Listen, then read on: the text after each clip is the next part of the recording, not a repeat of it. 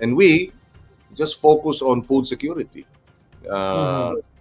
And I think that resonated with the big segment of the population that neither considers themselves for or against any of these groups. They're just out there to try and make a living. They're just trying to survive, di ba?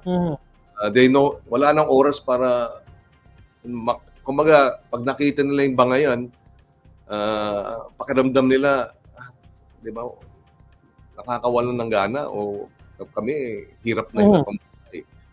And when they saw us talking about precisely food security, lowering food prices, jobs, katiyakan ng trabaho on the part of BAM,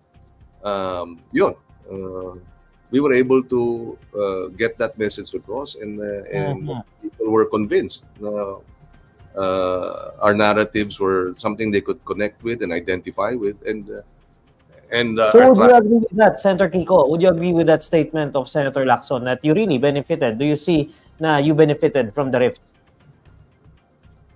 Well, our victory is a rejection, I guess, of both in that sense, diba?